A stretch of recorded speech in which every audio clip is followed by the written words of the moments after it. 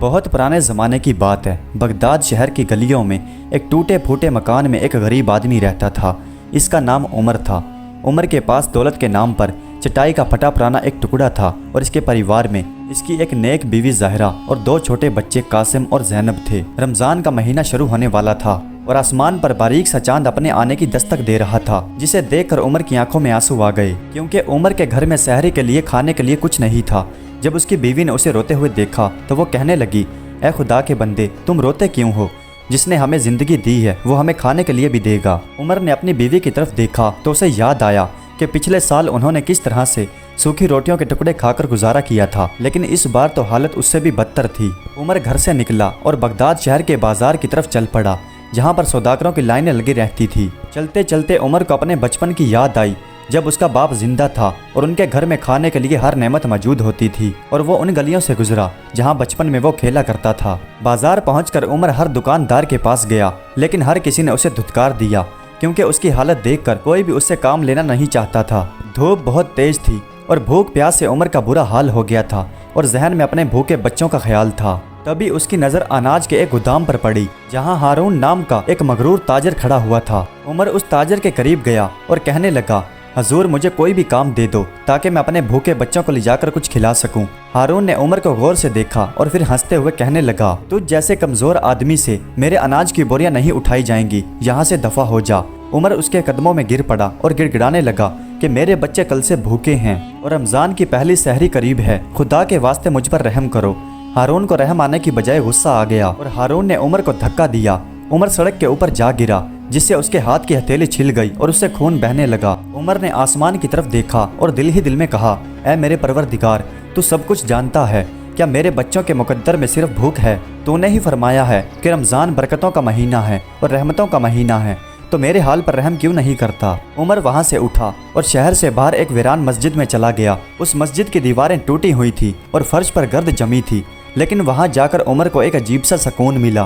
عمر نے پانی کے ساتھ وضو کیا اور نماز پڑھنے لگا، جہاں اس کے دل کا بوجھ آنکھوں کے آنسوؤں سے بہنے لگا۔ نماز ادا کرنے کے بعد جب عمر مسجد سے باہر نکلا تو اس کے سامنے ایک بوڑھا آدمی کھڑا تھا، جس نے لکڑیوں کا ایک گٹھا اٹھایا ہوا تھا۔ اس نے عمر کو دیکھا تو کہا، بیٹا کیوں پریشان ہو؟ کیا میں تمہاری کوئی مدد کر سکتا ہوں؟ یہ سن کر عمر نے اپنی ساری داستان اسے سنا دی۔ بوڑھے آدمی نے جب یہ سنا تو اس کی آنکھوں میں نمی آ گئی۔ اس بوڑھے آدمی نے ایک پوٹلی نکالی اور اس کے اندر سے ایک سوکھی روٹی نکال کر عمر کے سامنے رکھ دی۔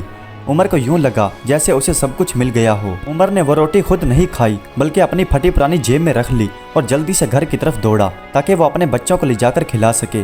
لیکن جیسے ہی وہ گھر کے قریب گیا تو اسے بچوں کے رونے کی آواز آئی۔ عمر نے جب اپنے بچوں کی آواز سنی تو اس کے پیروں تلے سے زمین نکل گئی اور اس کا دل کانپ اٹھا، کیونکہ اس کا بیٹا قاسم اپنی ماں سے پوچھ رہا تھا کہ اماں، کیا آج بھی ہم پانی پی کر سو جائیں گے؟ اس کی بیوی کہنے لگی، نہیں بیٹا، آج تم صبر کرو، تمہارا ابو بہت سارا کھانا لے کر آئے گا۔ عمر نے روٹی کو نکالا اور اسے دیکھ کر رونے لگا اور وہ سوچنے لگا کہ اب میں کہاں جاؤں۔ پھر اچانک اسے یاد آیا کہ قریبی جنگل میں ایک ویران کنواں ہے اور کہا جاتا ہے کہ جو بھی وہاں پر جا کر عبادت کرتا ہے اس کی دعا قبول ہوتی ہے۔ عمر گھر جانے کی بجائے اسی جنگل کی طرف چل دیا جو اس کے قریبی واقع تھا۔ جیسے ہی وہ جنگل میں پہنچا تو اس نے دیکھا کہ پانی کے کنویں کے قریب ایک مسافر بیٹھا ہے۔ اس کے قریب پانی کا ایک مٹکا ہے اور بہت سارے کھجور رکھے ہیں۔ اس اجنبی مسافر نے جب عمر کو دیکھا تو وہ مسکرا کر کہنے لگا، آؤ عمر، میں تمہارا ہی انتظار کر رہا تھا۔ عمر نے یہ سنا تو وہ کانپ کر رہ گیا۔ وہ سوچنے لگا کہ یہ اجنبی آدمی میرا نام کیسے جانتا ہے۔ وہ مسافر آدمی کہنے لگا کہ گھبراؤ نہیں، میں صرف ایک مسافر ہوں اور راستہ بھٹک گیا ہوں۔ پھر عمر نے اپنی پریشانی اسے بتائی تو اس آدمی نے کہا، تم یہ کھجور اور یہ پانی لے جاؤ اور اپنے بچوں کو کھلاؤ۔ عمر نے جب یہ سنا تو وہ خوش ہو گیا۔ اس نے شکریہ ادا کیا اور کھجور اور پانی لے کر وہ جلدی سے گھر پہنچ گیا۔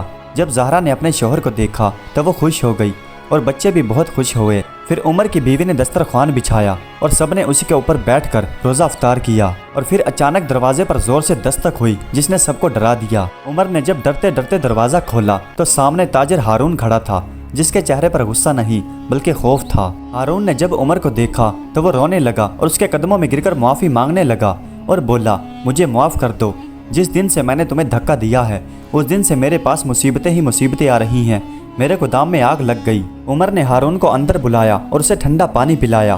ہارون کو کچھ تسلی ہوئی اور اس نے وعدہ کیا کہ کہ وہ कभी किसी गरीब का हक नहीं मारेगा। रात गहराने लगी थी। उमर घर की छत पर गया।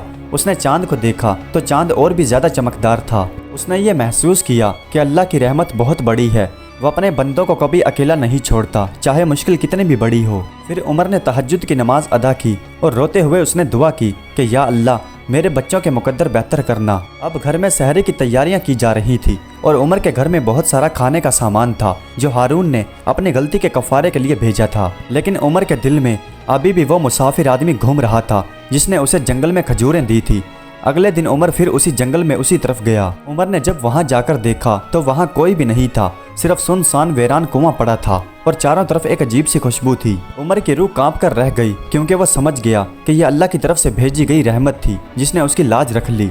उमर ने घर आकर सब अपनी बीवी ज़हरा को बताया, जिसे सुनकर वो भी सजदे में गिर गई और दोनों ने खुदा का शुक्र अदा किया। लेकिन हारून पर असल मुसीबत उस वक्त आई जब काजी ने उसे बुलाया और कहा कि उसके ऊपर चोरी का इल्ज़ाम है। और काजी ने कहा कि हारून के गोदाम से कुछ कीमती जेवरात गायब हैं और लोगों ने उमर को वहां पर देखा था। उमर की रूह कांप गई, पैरों तले से ज़मीन खिसक गई क्योंकि उसने कभी ज़िंदगी में चोरी का नहीं सोचा था। उमर को शहर के बड़े चौराहे पर लाया गया जहाँ पर एक भीड़ जमा थी और सब उस पर थूक रहे थे और वो आसमान की तरफ देख रहा था जैसे खुदा से कह रहा हो क्या यही मेरी आजमाइश का सिला है। तभी भीड़ में से वो बूढ़ा आदमी निकल कर आया जिसने यूसुफ को सूखी रोटी दी थी। उसने काजी के सामने एक थैली रख दी और कहा, ये जेवर हारून के नहीं हैं बल्कि उस मुसाफिर के हैं जिसने जंगल में उमर को खजूरें दी थी। काजी हैरान रह गया। जब थैली को खोला गया तो उसके अंदर से ऐसी रोशनी निकली कि सबकी आंखें चुनिहा गई। ये सुनकर हारून ताजर भी सामने आया और उसने तस्लीम किया कि उसने जानबूझकर उमर को फंसाने की कोशिश की थी ताकि वो अपने नुकसान को पूरा कर सके। पूरे मजमे में सन्नाटा तारी हो गया। फिर काजी ने हुक्म दिया कि बाइज्जत उमर को रिहा कर दिया जाए। उमर जब घर आया तो उसने फैसला किया कि आज के बाद वो अपनी सारी ज़िंदगी अल्लाह की राह में गुजारेगा। उसकी बीवी ज़हरा ने जब उसे देखा तो कहा कि मुझे यकीन हो गया कि रमज़ान की बरकत और रहमत सिर्फ खाने में नहीं बल्कि हक में भी है। रात को जब सब सो गए तो उमर उसी वीरान मस्जिद में गया। उसे वहाँ पर एक पुरानी सूफियाना किताब मिली। उसने जब किताब को खोला तो उसे यूं लगा जैसे सदियों का बोझ उसके कंधों पर आ गया। जब उमर ने किताब का पहला सफ़ा खोला तो उसे एक ऐसे चिराग का पता मिला जिसे सुलेमानी दौर का कहा गया था और उसके बारे में लिखा गया था कि वो सिर्फ उसी को मिलता है जिसका दिल शीशे की तरह साफ हो। अभी उमर इसी कशमकश में था कि उसे मस्जिद के सहन में किसी की चलने की आहट सुनाई दी। जब उमर ने मस्जिद के सहन में देखा तो वो हैरान रह गया क्योंकि वहाँ पर एक सफ़ेद रंग का खूबसूरत ऊँट खड़ा था जिसके गले में सोने की जंजीर थी। ऊँट आम ऊँटों की तरह नहीं लग रहा था। उमर डर गया और पीछे हटने लगा, लेकिन उसका पैर एक पत्थर से टकराया और उमर जमीन पर गिर गया। लेकिन वो सफ़ेद ऊँट उमर के करीब आया और अदब से सर झुका दिया। उमर का डर कुछ दूर हुआ। उस ऊँट ने उमर के हाथ पर लगे जख्म को जैसे ही चाटा तो वो जख्म ठीक हो गया। वो जख्म जो हारून के धक्का देने से हाथ पर लगा था। यह करिश्मा देखकर उमर हैरान रह गया। फिर अचानक वो ऊँट उठा और मस्जिद के पिछले दरवाजे की तरफ चलने लगा जैसे वो उमर को अपने पीछे चलने के लिए कह रहा हो। उमर भी बिना सोचे समझे उसके पीछे चलने लगा। लेकिन वो ऊँट शहर से बाहर एक ऐसी आबादी की तरफ उमर को ले गया जहाँ सिर्फ ऊंचे ऊंचे पहाड़ और दूर बड़े बड़े दरख्त थे। ऊँट चलते चलते एक बड़ी सी चट्टान के सामने खड़ा हो गया जहाँ पर एक गुफा थी। फिर ऊँट ने अपने पैर से जमीन को खुरचा तो वहाँ से पीतल का एक संदूक निकला। उमर ने जब उस पुराने संदूक को खोला तो उसके अंदर से कोई खजाना नहीं बल्कि एक फटा पुराना लिबास और एक लकड़ी का प्याला निकला। उमर ने जब लकड़ी के प्याले को छुआ तो वो पानी से भर गया। उमर ने वो पानी पिया तो उसे यूं महसूस हुआ जैसे कोई बिजली उसके पूरे जिस्म में दौड़ गई। उसके जिस्म से सारी थकावट और परेशानी दूर हो गई। वो ऊँट भी वहाँ से गायब हो चुका था। उमर ने वो लिबास उठाया और वो लकड़ी का प्याला लिया और वो जल्दी से अपने घर की तरफ दौड़ा। लेकिन जब उमर अपने घर के सामने पहुंचा तो वो हैरान रह गया क्योंकि उसकी बीवी और बच्चे परेशान और डरे सहमे घर के बाहर खड़े थे और सिपाही उसके घर का सामान निकालकर घर से बाहर फेंक रहे थे। शहर का नया हाकिम बहुत जालिम था और उसने हुक्म दिया था कि शहर के गरीबों को यहाँ से निकाल दिया जाए ताकि वो उनकी जगह पर एक बड़ा सा महल या किला बना सके। उमर ने जब सिपाही को रोकना चाहा तो सिपाही ने अपनी तलवार निकाल ली। लेकिन जैसे ही सिपाही ने तलवार उमर के करीब की तो वो पिघलकर नीचे गिर पड़ी। सब सिपाही डर के मारे पीछे हटने लगे क्योंकि वो हैरान थे। उन्होंने जिंदगी में ऐसा मौजज़ा नहीं देखा था। उमर की बीवी रोती हुई उमर के करीब आई और कहने लगी, अब हम कहाँ जाएंगे? इस जालिम हाकिम ने हमसे सब कुछ छीन लिया। उमर ने अपनी बीवी को हौसला दिया और कहा, जिसका कोई नहीं होता उसका रब होता है और आज रात हम इसी खुले आसमान के नीचे गुजारेंगे। उमर की बेटी बोली, अब्बू क्या आज फिर हम भूखे रहेंगे? क्योंकि हमारा खाना तो इन सिपाहियों ने मिट्टी में फेंक दिया। عمر نے اپنی جیب سے وہ لکڑی کا پیالہ نکالا اور جیسے ہی عمر نے اس کو ہاتھ لگایا تو اس کے اندر سے گرما گرم روٹیاں نکلنے لگی، جسے دیکھ کر بچے حیران رہ گئے اور پورے محلے کے لوگ بھی وہاں جمع ہو گئے۔ پھر عمر نے سب کو کھانا کھلایا اور کوئی بھوکا نہیں رہا، لیکن اسی بھیڑ میں ظالم حاکم کا ایک جاسوس تھا جس نے یہ سب کچھ دیکھا اور وہ دوڑتا ہوا حاکم کے پاس چلا گیا۔ عمر کو اچانک خطرہ محسوس ہوا اور پھر گھوڑوں کے ٹاپوں کی آواز آئی۔ حاکم جلال خود اپنے سپاہیوں کے ساتھ وہاں پر آ گیا۔ جلال حاکم عمر کے سامنے آیا اور بولا، اے غریب آدمی، میں نے سنا ہے کہ تیرے پاس کوئی جادوئی پیالہ ہے جو کبھی خالی نہیں ہوتا، اسے میرے حوالے کر دے ورنہ تیرا خاندان زندہ نہیں بچے گا۔ عمر نے کہا، یہ پیالہ کسی بادشاہ کی جاگیر نہیں ہے بلکہ اللہ کی طرف سے غریبوں کی مدد ہے۔ حاکم جلال کو غصہ آ گیا اور اس نے اپنے خونخوار کتوں کو عمر پر چھوڑنے کے لیے اشارہ کیا، لیکن اسی وقت جنگل سے وہ سفید اونٹ نمودار ہوا۔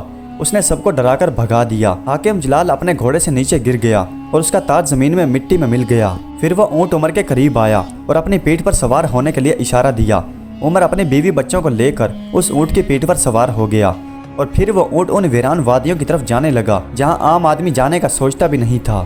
پھر وہ اونٹ عمر کو ایک ایسی جگہ پر لے گیا جہاں ایک پانی کا خوبصورت چشمہ بہہ رہا تھا اور وہاں پر ہر قسم کے لذیذ پھلوں کے پودے موجود تھے، لیکن عمر ابھی ڈرا ہوا تھا کہ حاکم جلال اتنی آسانی سے اس کا پیچھا نہیں چھوڑے گا۔ ایک شام جب عمر اس کتاب کو لے کر بیٹھا ہوا تھا تو اسے ایک ایسا پنہ ملا جس پر خون لگا تھا اور لکھا تھا کہ اصل آزمائش اس وقت شروع ہوگی جب چراغ کے پہرے دار جاگیں گے۔ یہ پڑھنے کے بعد عمر کا ماتھا ٹنکا اور اسے محسوس ہوا جیسے کوئی بڑی سی چیز زمین کے نیچے سے آ رہی ہے۔ اچانک اس چشمے کا پانی کالا ہو گیا اور آسمان سے آگ کے گولے گرنے لگے جس سے اس آبادی کا حلیہ بدلنے لگا۔ عمر پریشان ہو گیا اور گھبرا گیا۔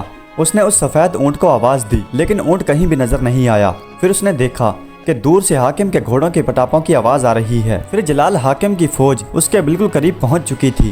عمر نے اپنا سر سجدے میں رکھا اور دعا کی کہ اے اللہ، اب تو ہی میرا محافظ ہے، مجھے اور میرے بیوی بچوں کو اس عذاب سے بچا۔ پھر اچانک پیتل کے اس صندوق کے اندر سے ایک نیلے رنگ کی روشنی نکلی جو ہر طرف پھیل گئی تو جیسے ہر چیز وہیں پر تھم گئی۔ جلال کی پوری فوج پتھر کی بن گئی۔ عمر نے اپنی بیوی زہرا کی طرف دیکھا تو وہ خوف سے سہمی ہوئی تھی اور زمین کے اندر سے ایک خوفناک آواز آ رہی تھی جسے سن کر وہ اور بھی زیادہ خوفزدہ تھی۔ تبھی عمر اپنے بیوی بچوں کو لے کر ایک پہاڑی کی طرف چلنے لگا، لیکن اسی نیلی روشنی کے اندر سے ایک بہت بڑا سنہری باز نکل کر سامنے آیا۔ باز جیسے ہی اوپر گیا تو اس نے ایک ایسی سریلی آواز نکالی جس سے وہ پتھر کے بنے ہوئے سپاہی بکھرنے لگے اور حاکم جلال اپنے اصلی حالت میں آ گیا۔ وہ بوکلایا ہوا تھا اور وہ اس کتاب کو پانے کے لالچ میں تھا۔ حاکم جلال نے ایک خنجر نکالا اور عمر کی طرف بڑھنے لگا، لیکن اچانک اس کے سامنے ایک کھائی نمودار ہوئی اور اس کے اندر سے ایک گرم پانی نکلا جس نے حاکم جلال کو وہیں پر روک دیا۔ پھر عمر نے دیکھا کہ سامنے وہی سفید اونٹ کھڑا ہے۔ اونٹ گھٹنوں کے بل بیٹھ گیا اور عمر کو اشارہ کیا کہ وہ اس کے اوپر بیٹھ جائے تاکہ وہ اسے یہاں سے لے جائے۔ عمر جلدی سے اپنے بیوی بچوں کے ساتھ اس اونٹ کے پیٹھ پر سوار ہو گیا۔ پھر جیسے ہی عمر نے دیکھا کہ وہی بوڑھا آدمی جس نے عمر کی مدد کی تھی وہ رونے لگا اور کہنے لگا، مجھے یہاں پر مت چھوڑو، مجھے اپنے ساتھ لے چلو۔ عمر کے دل میں رحم آ گیا اور اس نے اس بوڑھے آدمی کو اوپر پالکی میں کھینچ لیا۔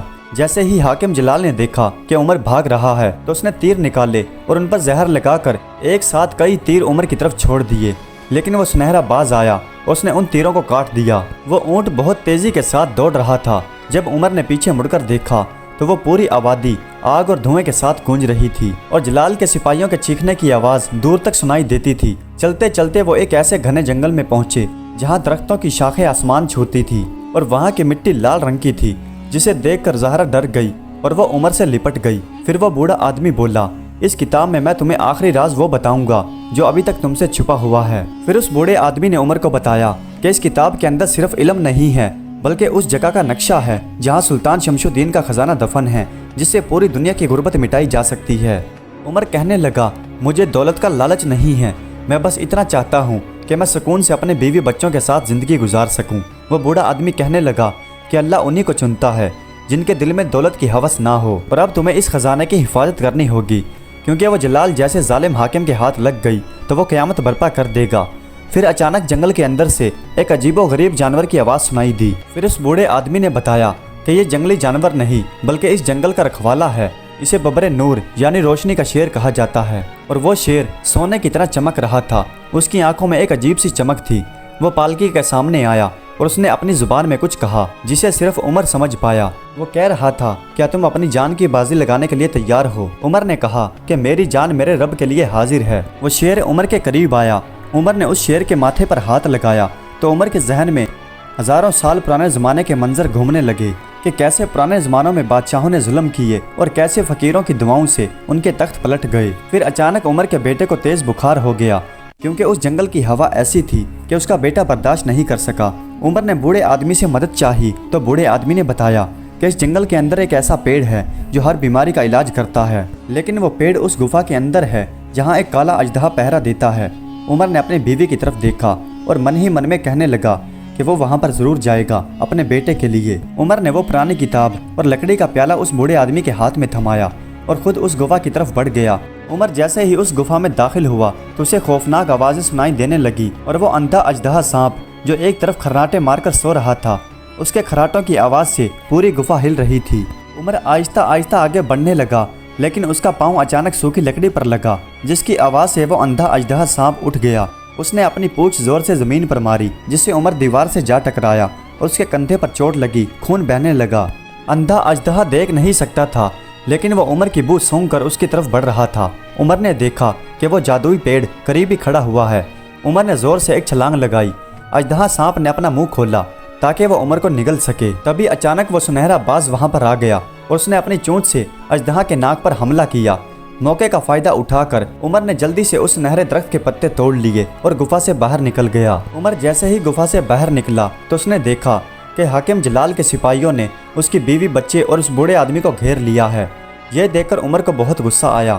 عمر اپنے بچے کے قریب گیا اور اس نے ان جادوئی پتوں کو نچوڑ کر ان کا رس اپنے بیٹے کے منہ میں ڈال دیا جس سے اس کا بیٹا بالکل ٹھیک ہو گیا۔ سپاہیوں نے جیسے ہی دیکھا کہ عمر گفا سے باہر آ گیا ہے تو وہ حملہ کرنے کے لیے اس کی طرف دوڑے، لیکن پھر وہ پیلا شیر جھاڑیوں سے نکلا اور ایک ایسی خوفناک دھاڑ ماری جس سے سپاہیوں کے کانوں کے پردے پھٹ گئے اور وہ زمین پر گر کر تڑپنے لگے۔ وہ بوڑھا آدمی عمر سے کہنے لگا کہ ہمیں جلدی سے یہاں سے نکلنا چاہیے کیونکہ حاکم جلال کا جادو ہمارا پیچھا کر رہا ہے۔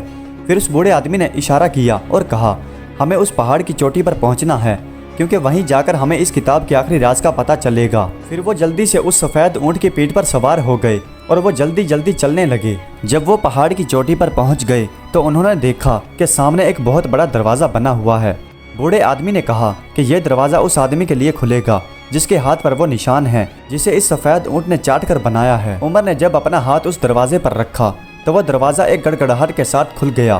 اندر کا منظر دیکھ کر سب حیران رہ گئے کیونکہ سامنے ایک تخت کے اوپر وہی مسافر آدمی بیٹھا تھا جو عمر کو جنگل میں پانی کے کنویں کے قریب ملا تھا۔ اس آدمی نے عمر کو دیکھا تو کہا خوش آمدید اے صبر کرنے والے بندے، اب تمہاری آزمائش شروع ہوتی ہے۔ عمر نے اس آدمی سے پوچھا کہ یہ سب کیا ہے اور مجھے یہاں کیوں لایا گیا ہے؟ پھر اچانک زور سے کسی کے چلانے کی آواز آئی۔ جب عمر نے پیچھے مڑ کر دیکھا تو پیچھے حاکم جلال اپنے کالے جادوگر کے ساتھ آ رہا تھا۔ عمر نے اس مسافر آدمی کی طرف دیکھا لیکن وہ مسافر غائب ہو گیا اور دھوئیں میں بدل گیا۔ اب عمر کے سامنے صرف موت تھی اور وہ پرانی کتاب۔ عمر نے اس کتاب کو مضبوطی سے پکڑ لیا اور سینے سے لگا لیا۔ حاکم جلال نے اپنی جادوئی تلوار نکالی اور ہوا میں لہرائی جسے دیکھ کر عمر کی بیوی اور بچے زور زور سے رونے لگے اور اس حاکم جلال کا وہ جادوگر زور زور سے منتر پڑھنے لگا جسے پڑھنے پر اس کے منہ سے کالے بچھو نکلنے لگے اور عمر نے دیکھا کہ وہ کالے بچھو اس کی بیوی اور بچوں کی طرف بڑھ رہے ہیں جسے دیکھ کر عمر گھبرا گیا اور وہ چلا کر بولا اے میرے پروردگار، تو سب کا مددگار ہے، آج میری بھی مدد فرما اور میرے بیوی بچوں کو بچا لے۔ جب عمر نے یہ کہا تو اس کتاب کے صفوں کے اندر سے ایک عجیب سی روشنی نکلی جس سے وہ کالے بچھو جل کر راکھ ہو گئے۔ جب جادوگر نے یہ دیکھا تو وہ غصے میں آ گیا اور اس نے ایک بڑا سا پتھر کا ٹکڑا اٹھا کر عمر کی طرف مارا۔ عمر نے اپنی آنکھیں بند کی لیکن وہ سفید اونٹ جو ایک طرف خاموش کھڑا تھا وہ اچانک سامنے آ گیا اور اس نے اپنی پیٹھ سے اس پتھر کو روک لیا۔ حاکم جلال تلوار لے کر عمر کی طرف آیا اور کہنے لگا آج میں تمہیں زندہ نہیں چھوڑوں گا۔ عمر نے اپنی آنکھیں بند کی اور اسے یاد آیا کہ اس مسافر نے اسے ایک دعا بتائی تھی اور اس نے بتایا تھا کہ یہ دعا تجھے ہر مصیبت سے بچائے گی۔ اس نے وہ دعا پڑھی تو اچانک غار کے اندر سے ایک روشنی نکلی جس نے حاکم جلال کو ہوا میں اڑا دیا اور دیوار سے دے مارا۔ جلال کا پورا وجود لہو لہان ہو گیا اور وہ تلوار جو اس کے ہاتھ میں تھی وہ بھی دیوار سے ٹکرا کر دو ٹکڑوں میں بکھر گئی۔ عمر آگے بڑھا اور عمر نے وہ ٹوٹی ہوئی تلوار اٹھا لی، لیکن جلال نے جب یہ دیکھا تو وہ گڑ گڑا کر معافی مانگنے لگا کہ مجھے معاف کر دو۔ عمر کے دل میں رحم آ گیا، لیکن وہ بوڑھا آدمی اچانک قریب آیا اور بولا عمر اسے مت چھوڑنا، یہ بہت ظالم ہے और ये अपनी जान बचाने के लिए नाटक कर रहा है। उमर ने उस बूढ़े आदमी की आंखों में देखा। उस बूढ़े आदमी की आंखों में एक ऐसी अजीब सी चमक थी जो पहले कभी नहीं थी, और उसकी आंखों में उस किताब का लालच दिखाई दे रहा था। उमर ने महसूस किया कि जैसे ये बूढ़ा आदमी भी उस खजाने के लालच में है। उमर ने उस किताब को छुपा लिया। फिर अचानक गुफा के अंदर से एक बड़ा सा कछुआ सामने आया, जिसके ऊपर ऐसा लगता था जैसे पूरा शहर आबाद है। वो कछुआ उमर के सामने आया और अदब से सर झुका लिया। फिर अचानक बूढ़ा आदमी उमर की तरफ लपका और उसने किताब छीनने की कोशिश की और कहा, यह मेरा हक है क्योंकि मैं तुम्हें यहाँ तक लाया था। उमर बोला, मैंने तुम्हें अपना बड़ा भाई समझा था, लेकिन तुम्हारे दिल में खोट है। उस बूढ़े आदमी ने बगल से खंजर निकाला और उमर पर हमला करने लगा। तभी उमर की बीवी ने एक बड़ा सा पत्थर उठाया और उस बूढ़े आदमी के सर पर दे मारा, जिससे बूढ़ा आदमी जमीन पर गिर गया। उमर ने देखा कि कछुए की पीठ पर एक बड़ा सा दरवाजा है जो शायद उस खजाने तक जाने का रास्ता था। उमर जल्दी से कछुए की पीठ पर चढ़ गया और अपने बीवी बच्चों को लेकर उसके अंदर दाखिल होने लगा। तभी कछुआ जमीन के अंदर आहिस्ता आहिस्ता धंसने लगा। उमर ने देखा वो बूढ़ा आदमी और जलाल हाकिम उस टूटी हुई तलवार के लिए लड़ रहे थे और ऊपर से पत्थर टूट टूट कर उनके ऊपर गिर रहे थे। उमर ने ये देखा तो उसे बहुत दुख हुआ कि दो इंसान कैसे एक दूसरे को मार रहे हैं। जैसे ही वो कछुआ जमीन में पूरा धंस गया तो वहाँ एक नई दुनिया आबाद थी, जहाँ हर तरफ हीरे मोती और दीवारों पर कीमती हीरे जड़े हुए थे। ये वो जगह थी जहाँ पहुँचने के बाद इंसान को भूख प्यास नहीं लगती थी। उमर ने वो लकड़ी का प्याला निकाला और उसमें पानी डालकर अपनी बीवी को दिया ताकि वो पी सके। लेकिन तभी उसने देखा कि उस प्याले की तह में एक अंगूठी चमक रही है जो सुलेमानी दौर की लगती थी। ये देखकर उमर के पैरों तले से जमीन निकल गई कि उस अंगूठी के ऊपर उमर का नाम लिखा हुआ था। उमर ने जैसे ही उस अंगूठी को अपनी उंगली में पहना तो उसे पूरी दुनिया की आवाज़ें सुनाई देने लगी और उसे पता चल गया कि हाकिम जलाल एक बड़ी फौज के साथ उसकी तरफ बढ़ रहा है। उमर ने सोचा कि अगर मैं यहीं पर छुपा रहा तो वो लोग मारे जाएंगे जो बगदाद में मेरी मदद के लिए इंतजार कर रहे हैं। उमर ने कछुए से फिर कहा कि मुझे वापस ऊपर छोड़ दो क्योंकि मेरा फर्ज मुझे बुला रहा है। उमर की बीवी ने उमर का हाथ पकड़ लिया और बोली, जहां आप जाएंगे हम आपके साथ रहेंगे क्योंकि हमारा नसीब एक दूसरे से जुड़ चुका है। कछुआ जब दोबारा उस गुफा के सामने पहुंचा तो वहां गुफा की बजाय एक मलबे का ढेर था और वहां किसी का भी नामो निशान नहीं था। उमर ने देखा कि वो सफ़ेद ऊँट अभी भी वहीं पर खड़ा था। उसने उमर को देखकर अपनी गर्दन झुका दी। उमर ने किताब को खोला और उसके अगले पन्ने पर पढ़ा। उस पर लिखा था कि जो अपने दुश्मनों को माफ़ करता है वही बादशाह होता है। उमर ने हाथ उठाकर दुआ की कि ऐ मेरे परवरदिगार, मुझे इतनी हिम्मत दे कि मैं हाकिम के बेटे के दिल में रहम डाल सकूं। उसी दौरान उमर को जंगल की तरफ से घोड़ों के टापों की आवाज़ सुनाई दी। उमर ने जब गौर से देखा तो उसे पता चला कि हाकिम जलाल का बेटा अपनी पूरी फौज के साथ गुस्से में चला आ रहा है। उमर की बीवी ज़हरा ये देखकर घबरा गई और उसने मजबूती से उमर का हाथ पकड़ लिया और कहने लगी, अब हम कहाँ जाएंगे क्योंकि मौत ने चारों तरफ से हमें घेर लिया है। उमर ने अपने बीवी और बच्चों को उस सफ़ेद ऊँट के करीब खड़ा किया और खुद पहाड़ की चोटी के ऊपर जाकर खड़ा हो गया। जैसे ही हाकिम का बेटा अपनी फौज को लेकर उसके करीब आया तो उमर हाथ उठाकर दुआ करने लगा कि ऐ मेरे मालिक, तूने ही मुझे इस सफ़र पर डाला है, अब तू ही मेरी मदद फरमा। हाकिम का बेटा करीब आकर बोला, ऐ फ़कीर आदमी, तूने मेरे बाप को मारा है, मैं तेरी नस्ल तक मिटा दूंगा। उमर ने नरम लहजे में जवाब दिया कि जिंदगी और मौत का मालिक सिर्फ अल्लाह है और तेरे बाप को उसके लालच ने मारा है। यह सुनकर हाकिम के बेटे को गुस्सा आया। वो जैसे ही हमले के लिए आगे आया तो सामने वो सुनहरी बाज आ गया और उसने ऐसी धूल उड़ाई जो हाकिम के बेटे के घोड़े की आंखों में गिर गई, जिससे घोड़ा उछलने लगा और हाकिम का बेटा जमीन पर जा गिरा। उमर ने देखा कि हाकिम का बेटा अब जमीन पर पड़ा है। वो चाहता तो उस पर वार करके उसे खत्म कर सकता था, लेकिन उसके दिल में रहम था। उमर चट्टान से नीचे उतरा और हाकिम के बेटे के करीब जाकर उसने अपना हाथ आगे बढ़ाया ताकि उसे खड़ा कर सके। हाकिम के बेटे ने यह देखा तो वो हैरान होकर बोला, तू मुझे मार क्यों नहीं देता, जबकि मेरे पास तो तुझे खत्म करने का मौका था। उमर ने जवाब दिया कि मेरा मजहब और मेरा रब मुझे माफ़ करना सिखाते हैं और दुश्मनी को मोहब्बत से जीतना ही असल बहादुरी है। यह सुनकर जलाल के बेटे का दिल पिघल गया। उसकी आंखों से आंसू बहने लगे क्योंकि उसने सिर्फ आज तक जुल्म और नफरत देखी थी। उसी वक्त हाकिम के बेटे ने अपनी तलवार उमर के कदमों में रख दी और अपनी फौज को वापस भेज दिया। तभी वो सफ़ेद ऊँट करीब आया। उसकी पीठ पर वही संदूक रखा हुआ था। उमर ने वो संदूक खोला तो उसके अंदर से बहुत से हीरे जहरात और हीरे मोती निकले। उमर ने उसमें से एक अशरफी भी नहीं ली, बल्कि हाकिम के बेटे से कहा कि यह खजाना उन गरीबों का हक है जो तेरे बाप ने उनसे मारा था और अब तेरा हक बनता है कि तू उन गरीबों का हक उन तक पहुंचा दे। हाकिम के बेटे ने वादा किया। फिर उमर अपने बीवी बच्चों को उस ऊँट पर बिठाकर शहर की तरफ रवाना हो गया। जब वो शहर पहुंचे तो पूरे शहर ने मिलकर उनका इस्तकबाल किया और खुशियां मनाई जाने लगी क्योंकि जुल्म का खात्मा हो चुका था। फिर वो सफ़ेद ऊँट और वो सुनहरा बाज उस दिन के बाद किसी को नजर नहीं आए। जैसे वो सिर्फ उनकी मदद के लिए भेजे गए थे। आज भी बगदाद की कहानियों में उस गरीब आदमी उमर का किस्सा सुनाया जाता है कि कैसे एक गरीब आदमी ने अपने सब्र और यकीन से पूरी सल्तनत को बदल दिया। प्यारे दोस्तों, उम्मीद करता हूँ कि आज की ये वीडियो आपको पसंद आई होगी। अगर वीडियो अच्छी लगी हो तो कमेंट्स में अपनी राय का इजहार ज़रूर कीजिएगा। हमारे चैनल को सब्सक्राइब कर दीजिएगा। वीडियो देखने का बहुत बहुत शुक्रिया।